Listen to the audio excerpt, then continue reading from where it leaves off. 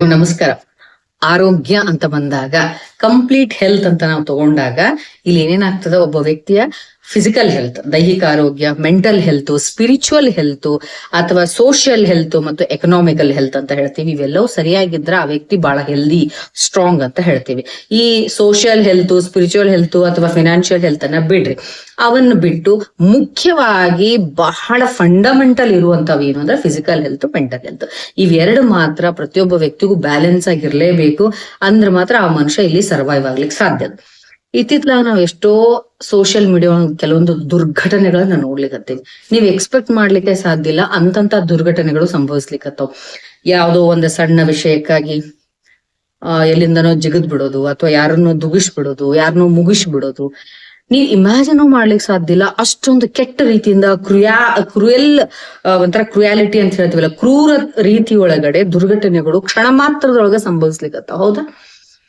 ಅಷ್ಟು ದೊಡ್ಡ ದೊಡ್ಡ ದುರ್ಘಟನೆಗಳು ಆಗ್ಬೇಕಾದ್ರೆ ಅವತ್ತಿಂದ ಏನು ಕಾರಣ ಇರ್ತದ ಅಷ್ಟೇ ಕಾರಣ ಅನ್ಕೊಂಡಿರೇನು? ಇಲ್ಲ.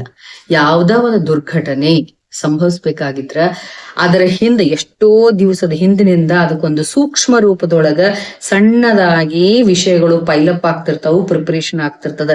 ಸಣ್ಣ ಸಣ್ಣ ತಪ್ಪುಗಳು, ಸಣ್ಣ ಸಣ್ಣ ಮಿಸ್ಅಂಡರ್ಸ್ಟ್ಯಾಂಡಿಂಗ್ಸ್, ಸಣ್ಣ ಸಣ್ಣ ಜಗಳಗಳು, ಸಣ್ಣ ಸಣ್ಣ ಕೋಪಗಳು, ಸಣ್ಣ ಸಣ್ಣ ರಾಂಗ್ ಡಿಸಿಷನ್ಸ್ ಎಲ್ಲವೂ ಬಂದು ಅವು ಏನಾಗ್ತಾವ, ಸಂಘರ್ಷಗಳು ನಡೀತಾ ನಡೀತಾ ನಡೀತಾ ಬಂದು ಒಂದು ದಿವಸ ಅದು ಬ್ಲಾಸ್ಟ್ ಆಗಿದ್ದ ದಿವಸ ಆ ದುರ್ಘಟನೆ ಸಂಭವಿಸ್ತದ. ಅದು ಎಲ್ಲಾ ಜಗತ್ತಿನ ಜನರಿಗೆ ಗೊತ್ತಾಗ್ತದ.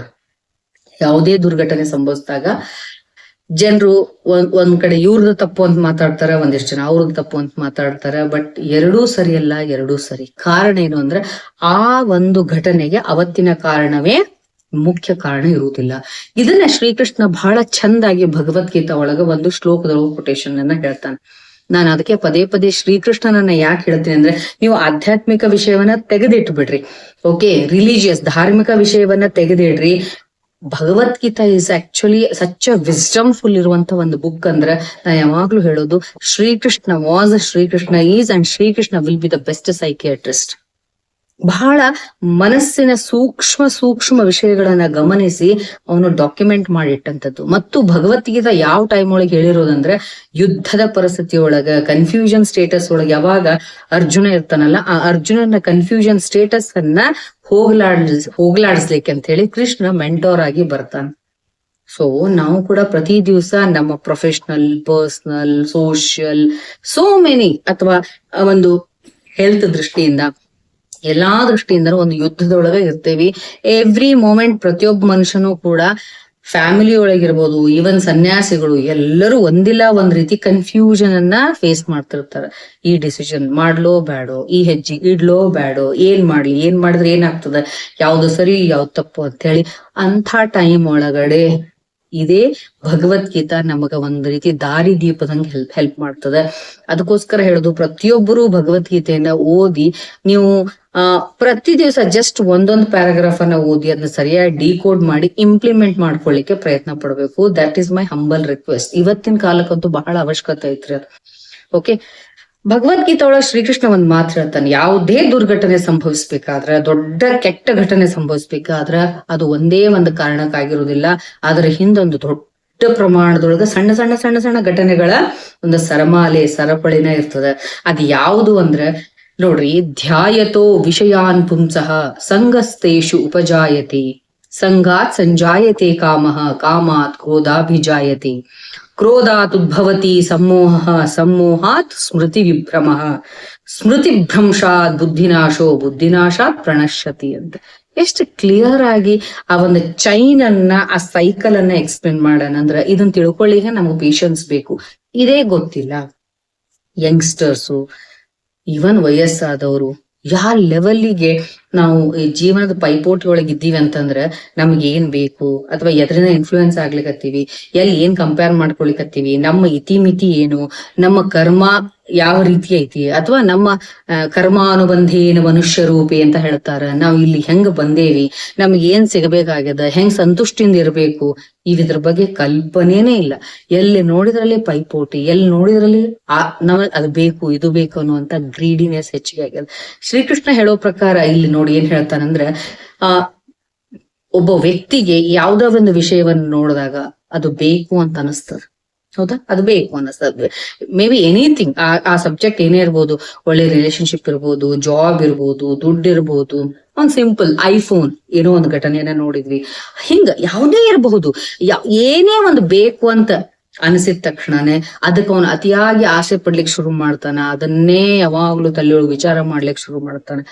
ಅದರಿಂದ ಅದು ಯಾವಾಗ ನಂಗೆ ಸಿಗಂಗಿಲ್ಲ, ಅಥವಾ ಯಾವುದೋ ಒಂದು ಪರಿಸ್ಥಿತಿಯ ನಂಗೆ ಅಟೆಂಡ್ ಮಾಡ್ಲಿಕ್ಕೆ ಆಗ್ತಾ ಇಲ್ಲ, ನನ್ನ ಗೋಲನ್ನು ತಲುಪ್ಲಿಕ್ಕೆ ಆಗ್ತಾ ಇಲ್ಲ ಅಂದಾಗ ಅವನ ಒಳಗಡೆ ಫ್ರಸ್ಟ್ರೇಷನ್ ಸ್ಟಾರ್ಟ್ ಆಗ್ತದ, ಕ್ರೋಧ ಬರ್ಲಿಕ್ಕೆ ಶುರುವಾಗ್ತದ.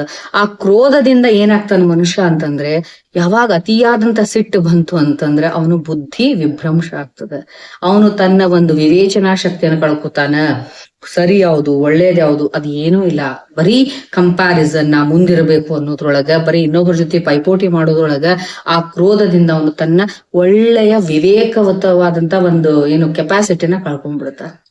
ಆ ಒಂದ್ ಸರಿ ವಿವೇಕ ಹೋಯ್ತು ಅಂದ್ರೆ, ನಮ್ದು PFC ಅಂತ ಏನ್ ಹೇಳ್ತೀವಲ್ಲ, ಪ್ರೀ ಫ್ರಂಟಲ್ ಕಾರ್ಟೆಕ್ಸ್, ಯಾವುದು ಬಹಳ ಲಾಜಿಕಲ್ ಥಿಂಕಿಂಗಿಗೆ, ಕಾಮ್ನೆಸ್ಸಿಗೆ, ಕಾಂಪೋಸ್ಡ್ ಆಗಿರೋದಕ್ಕೆ ಹೆಲ್ಪ್ ಮಾಡ್ತದ, ಅದು ಬೈ ಚಾನ್ಸ್ ಸ್ವಿಚ್ ಆಫ್ ಆಯ್ತು ಅಂತಂದ್ರ ಎಮೋಷನಲ್ ಬ್ರೈನ್ ವಿಪರೀತವಾಗಿ ಹಂಗಂಗಾರ ರಾಂಗ್ ಡಿಸಿಷನ್ ತಗೊಂಡು ಪ್ರಣಶ್ಯತಿ ಅಂತ ಹೇಳ್ತಾರೆ, ಅಂದ್ರೆ ನಾಶವಾಗ್ಬಿಡ್ತಾನ ಮನುಷ್ಯ.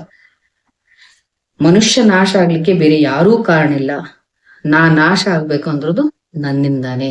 ಬಹಳ ಚಂದಾಗಿ ಈಗ ಒಂದು ಹಿಂದ ಕಟ್ಟಿಗೆ ಇದ್ದು ನೋಡ್ರಿ, ಕಟ್ಟಿಗೆ ತಗೊಂಡು ಬೆಂಕಿ ಹಚ್ತಿದ್ರಂತ, ಹಿಂಗ್ ತಿಕ್ಕಿ ತಿಕ್ಕಿ ತಿಕ್ಕಿ, ಹೌದಾ, 2 ಕಟ್ಟಿಗೆ ಪೀಸ್ ತಗೊಂಡು ಆ ಕಟ್ಟಿಗೆ ತಿಕ್ಕಿದಾಗ ಬೆಂಕಿ ಉತ್ಪತ್ತಿ ಆಗ್ತಿತ್ತು. ಆ ಬೆಂಕಿ ಏನ್ ಮಾಡ್ತಿತ್ತು, ಅದ ಕಟ್ಟಿಗೆಯನ್ನ ಸುಟ್ಟು ಹಾಕ್ಬಿಡ್ತಿತ್ತು.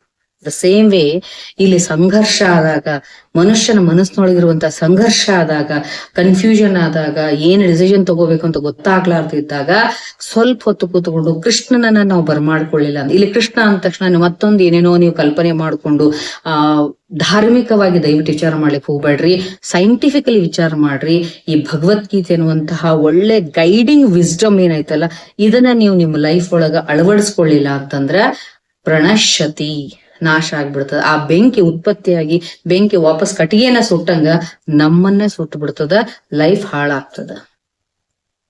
ಈಗೇನ್ ನೋಡ್ಲಿಕ್ಕತ್ತಿರಲ್ಲ ಎಷ್ಟೊಂದು ಡಿಸಿಷನ್ಸ್, ಯಾವ್ದೇ ನೋಡ್ರಿ ನೀವು, ಯಾವ್ದೇ ಒಂದು ಘಟನೆಗಳು ನಡಿಲಿಕ್ಕತ್ತಾವಂದ್ರೆ, ಏನೇ ಆಗಿರ್ಬೋದು, ಫ್ಯಾಮಿಲಿ ಘಟನೆ ಒಳಗೆ ಎಂತೆಂತ ದುರ್ಘಟನೆಗಳ ನಾವು ನೋಡ್ಲಿಕ್ಕತ್ತೀವಿ, ನಮಗ್ ಕಾಣೋದೇನು ಅಂತಂದ್ರ ಅವ್ರಿಗೇನೋ ಮಾಡಿದ್ರಂತೆ, ಮುಗೀತು, ಅವ್ರು ಕೆಟ್ಟವ್ರು, ಅಂತವ್ರು ಇಂಥವ್ರು ಅಂತ ಹೇಳಿ ಬ್ಲೇಮ್ ಮಾಡೋದು. ಆದ್ರೆ ಅದು ಆ ಲೆವೆಲಿಗೆ ಬರ್ಬೇಕಾದ್ರೆ ಅವ್ರ ಮನೆಯೊಳಗೆ ಏನು ಫ್ರಸ್ಟ್ರೇಷನ್ ಆಗಿರ್ತದ, ಸಣ್ಣ ಪ್ರಮಾಣದೊಳಗ ಕಿಡಿ ಯಾವಾಗಿಂದ ಹೊತ್ಕೊಂಡಿರ್ತದ, ಅದ್ರ ಬಗ್ಗೆ ಯಾರಿಗೂ ಗೊತ್ತಿರೋದಿಲ್ಲ. ಅದಕ್ಕೋಸ್ಕರ ಕೃಷ್ಣ ಏನ್ ಹೇಳ್ತಾನೆ, ಇಂಥ ಸಂದರ್ಭ ಬಂದಾಗ ಯಾವುದೇ ಒಂದು ವಿಷಯದ ಬಗ್ಗೆ ನಿಮ್ಮ ತಲೆಯೊಳಗೆ ಪದೇ ಪದೇ ಪದೇ ಪದೇ ವಿಚಾರ ಬರ್ಲಿಕ್ಕತ್ತು ಅಂದ್ರೆ, ಫಸ್ಟ್ ಅದನ್ನ ನಿಮ್ಮ ಹಿತೈಷಿಗಳ ಜೊತೆಗೆ ಶೇರ್ ಮಾಡ್ಕೊಡ್ರಿ.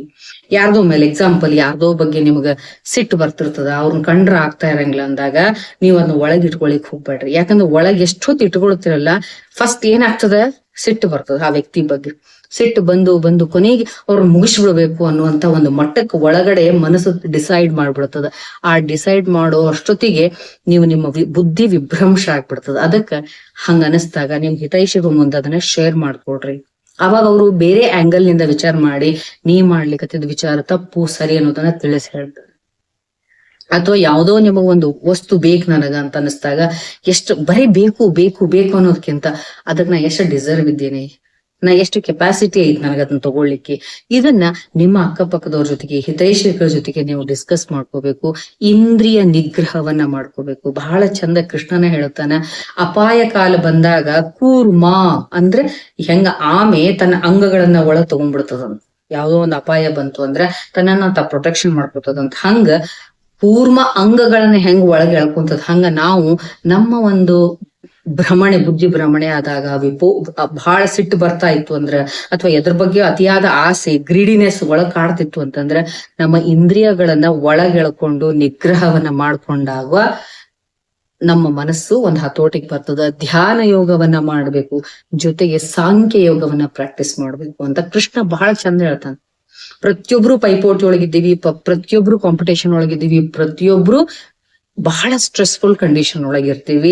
ಅದಕ್ಕೋಸ್ಕರ ಅವಾಗ ಆಗುವಂತ ವಿಷಯಗಳನ್ನ ಎಮೋಷನ್ಸ್ ಜೊತೆ ಮಿಕ್ಸ್ ಮಾಡ್ಲಾರ್ದೆ, ಯಾವುದೇ ಒಂದು ವ್ಯಕ್ತಿ ಆಗಿರ್ಬೋದು, ವಿಷಯ ಆಗಿರ್ಬೋದು, ದುಡ್ಡಾಗಿರ್ಬೋದು, ಹೆಸರಾಗಿರ್ಬೋದು, ಏನೇ ಆದ್ರೂ ಕೂಡ ಓಕೆ, ಇಲ್ಲಿ ಏನ್ ನಡೀಲಿಕ್ಕತ್ತದ ನನಗ, ನಾ ಇದನ್ನ ಪಡ್ಕೊಳ್ಳಿಕ್ಕೆ ಎಷ್ಟೋ ಮಟ್ಟಿಗೆ ನನಗೆ ಯೋಗ್ಯತೆ ಐತಿ, ಇದರಿಂದ ನನಗೆ ಪಡ್ಕೊಂಡ್ರೆ ನನಗೇನ್ ಸಮಸ್ಯೆ ಅಥವಾ ಲಾಭ ಏನು, ಲಾಸ್ ಏನು, ನಾ ಏನಾದ್ರೂ ಒಂದನ್ನ ಪಡಿಬೇಕಾದ್ರ ಪ್ರಯತ್ನ ಹೆಂಗ್ ಮಾಡ್ಬೇಕು. ಬರೀ ಆಸೆ ಪಡೋದ್ರಿಂದ ಏನೂ ಸಿಗುವುದಿಲ್ಲ.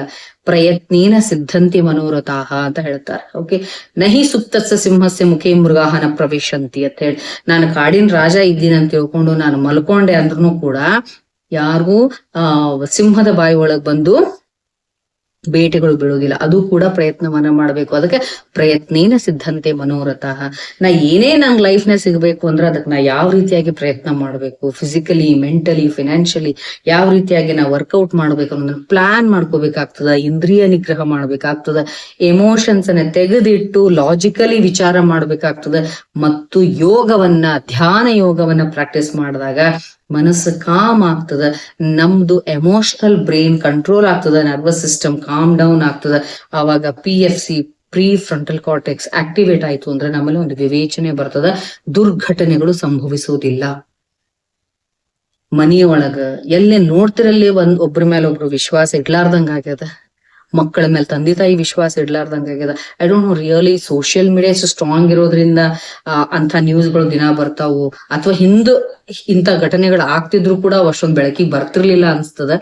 ಇತ್ತಿತ್ಲಾಗಂತೂ ಒಂದೊಂದ್ ರೀತಿ ಏನಪ್ಪಾ ಇದು, ಏನ್ ಒಂಥರ ನೀರಿನ ಮೇಲಿನ ಗುಳ್ಳಿಗಿಂತಲೂ ಅತೀತ ಆಗ್ಬಿಟ್ಟದ್ ಲೈಫ್ ಅನ್ನೋದು. ಅದಕ್ಕೋಸ್ಕರ ದಯವಿಟ್ಟು ಶ್ರೀಕೃಷ್ಣ ಹೇಳ್ದಂಗ ದುರ್ಘಟನೆ ಆಗೋಕ್ಕಿಂತ ಮುಂಚೆ, ದುರ್ಘಟನೆ ಆದ್ಮೇಲೆ ಏನೂ ಚೇಂಜ್ ಮಾಡ್ಲಿಕ್ಕೆ ಬರಂಗಿಲ್ಲ, ಆಗೋಕ್ಕಿಂತ ಮುಂಚೆ ಕಾಯ, ವಾಚ, ಮನಸ, ಧರ್ಮನ, ಆತ್ಮನಕ್ಕೆ ಯಾವ ರೀತಿಯಾಗಿ ಬ್ಯಾಲೆನ್ಸ್, ಕಂಟ್ರೋಲ್ ತಗೊಂಡ್ ಬರ್ಬೇಕು, ಹೆಂಗ ಇಂದ್ರಿಯ ನಿಗ್ರಹವನ್ನ ಮಾಡ್ಕೋಬೇಕು, ಆತ್ಮ ನಿಗ್ರಹವನ್ನ ಮಾಡ್ಕೋಬೇಕು, ಸಾಂಖ್ಯ ಯೋಗವನ್ನ ಪ್ರಾಕ್ಟೀಸ್ ಮಾಡ್ಬೇಕು, ಧ್ಯಾನ ಯೋಗವನ್ನ ಮಾಡ್ಬೇಕು. ಇವನ್ನೆಲ್ಲಾ ಮಾಡಿದಾಗ ಅಲ್ಲಲ್ಲೇ ಆ ಸಮಸ್ಯೆಗಳು ಮಿಟಿಗೇಟ್ ಆಗಿ ಆ ದೊಡ್ಡ ದೊಡ್ಡ ದುರ್ಘಟನೆಗಳನ್ನ ತಪ್ಪಿಸಬಹುದು. ಸುಮ್ನೆ ಏನೋ ದುರ್ಘಟನೆಗಳಾಗಿ ಆಮೇಲೆ ಒಬ್ರಿಗೊಬ್ರು ಬ್ಲೇಮ್ ಮಾಡ್ಕೊತ ಕೊಡೋದಲ್ಲ. ಎಲ್ಲಾರು ಎಸ್ಪೆಷಲಿ ಯಂಗ್ಸ್ಟರ್ಸ್ಗೆ I request all the people, especially young ಮಕ್ಕಳಿಗೆ ನೀವು ಭಗವದ್ಗೀತೆನ ತಗೊಂಡ್ ಬಂದು ಸಾಧ್ಯ ಆದ್ರೆ ಕ್ಲಾಸಸ್ ಏನಾರಿದ್ರ ಅಟೆಂಡ್ ಮಾಡಿಸ್ರಿ, ಅಥವಾ ನೀವೇ ಪ್ರಾಕ್ಟೀಸ್ ಮಾಡ್ರಿ. ಒಂದೊಂದು ಲೈನ್ ಓದಿ ಅವನ್ನ ಡಿಕೋಡ್ ಮಾಡ್ಕೊಂಡು ಇಂಪ್ಲಿಮೆಂಟ್ ಮಾಡ್ಲಿಕ್ಕೆ ಶುರು ಮಾಡಿದ್ರೆ ಮಕ್ಕಳು ಎಲ್ಲಾ ರೀತಿಯಿಂದ ಒಂದು ಏನಂತಾರೆ, ಬಹಳ ಶಾಂತ ಸ್ವಭಾವದ ಮಕ್ಕಳನ್ನ ನಾವು ಸಮಾಜಕ್ಕೆ ಕೊಡ್ಬೇಕು. ಸಮಾಜಕ್ಕೆ ಮತ್ತು ಸ್ವಂತಕ್ಕೆ ಒಂದು ಆಸ್ತಿ ಆಗ್ಬೇಕು ಮಕ್ಕಳು. ಅದ್ ಬಿಟ್ಟು ತಾನೂ ನಾಶ ಆಗಿ ತಂದೆ ತಾಯಿನೂ ನಾಶ ಮಾಡಿ ಸಮಾಜ ಕೆಟ್ಟ ಒಂದು ಸಂದೇಶವನ್ನ ಕೊಡುವಂತ ಒಂದು ಪ್ರಜೆಗಳು ನಮ್ಮಲ್ಲಿ ಬರೋದು ಬೇಡ ಅನ್ನೋ ದೃಷ್ಟಿಯಿಂದ ಇವತ್ತಿನ ಈ ವಿಡಿಯೋ ಮಾಡ್ಲಿಕ್ಕತ್ತೀನಿ. ನಾನು ಹೇಳುವಂತ ಒಂದು ಮೆಸೇಜ್ ರಿಯಲಿ, ನಾನು ಕೆಲವೊಂದು ಇತ್ತಿತ್ಲಾಗ ನಡೆದ ಘಟನೆಗಳನ್ನ ನೋಡಿದಾಗ ಅನಿಸ್ತದ, ಸುಮ್ನೆ ನಾವ್ ಯಾಕೆ ಈ ಮಕ್ಕಳಿಗೆಲ್ಲ ಇಂಗ್ಲಿಷ್ ಮೀಡಿಯಂ ಹಾಕ್ತೀನಿ, ಅದನ್ನ ಕಲಿಸ್ತೀನಿ, ಇದನ್ನ ಕಲಿಸ್ತೀನಿ, ನೀ MBA ಹೋಗು, MCA ಮಾಡ್ಕೋ, ಅಬ್ರಾಡ್ ಹೋಗು, ಏನೂ ಬೇಡ್ರಿ. ಮಕ್ಕಳಿಗೆ ಒಂದ ಕಲಿಸ್ರಿ, ಪೇಶನ್ಸ್, ಶಾಂತತೆ, ಪೇಶನ್ಸ್, ಲಾಟ್ ಆಫ್ ಪೇಶನ್ಸ್. ನಿನ್ನನ್ನ ಮುರಿಲಿಕ್ಕೆ 10 ಜನ ಬಂದ್ರು ಕೂಡ ನೀನು ಮುರಿಬೇಡ. ನಿನ್ನೊಳಗ ನೀನು ಗಟ್ಟಿಯಾಗಿರು, ಶಾಂತತೆಯಿಂದ ಇರು. ನೀನು ಪದೇ ಪದೇ ನಿನ್ನನ್ನು ಬೀಳಿಸಿದ್ರು ಕೂಡ ಎದ್ದು ನಿಲ್ಲುವ ಕೆಪಾಸಿಟಿಯನ್ನ ನೀ ಪಡ್ಕೋ. ಈ ಒಂದು ಲೆಸನ್ ಮಾತ್ರ ಮಕ್ಕಳಿಗೆ ಹೇಳ್ಕೊಡ್ಬೇಕು. ಅದು ಬರೋದು ಭಗವದ್ಗೀತೆಯಿಂದ. ತಂದೆ ತಾಯಿಗೆ ಗೊತ್ತಿಲ್ಲ, ಮಕ್ಕಳಿಗೆ ಏನ್ ಕಲಿಸ್ತಾರ. ಅದಕ್ಕೋಸ್ಕರ ಹೇಳೋದು, ಇದೊಂದು ಧಾರ್ಮಿಕ ಗ್ರಂಥ ಅನ್ನೋದನ್ನ ಸೈಡ್ ತೆಗೆದಿಟ್ಟು ಎಲ್ಲಾರು ಇದಕ್ ಮನ್ನಣೆ ಕೊಟ್ಟು ಅದನ್ನ ಡಿಕೋಡ್ ಮಾಡ್ರಿ. ಡೆಫಿನೆಟ್ಲಿ ಒಳ್ಳೆ ಒಂದು ಸಮಾಜವನ್ನ ನಾವು ಕಟ್ಬಹುದು. ಐ ಹೋಪ್ ನಾ ಹೇಳಿರುವಂತ ಪಾಯಿಂಟ್ಸ್ ನಿಮ್ಗೆ ಡೆಫಿನೆಟ್ಲಿ ಲೈಫ್ ಆಗ್ಯಾವ ಅನ್ನಿಸ್ತದ. ಸೊ ಲೈಕ್ ಮಾಡ್ರಿ, ಶೇರ್ ಮಾಡ್ರಿ, ಕಮೆಂಟ್ ಮಾಡ್ರಿ. Thank you.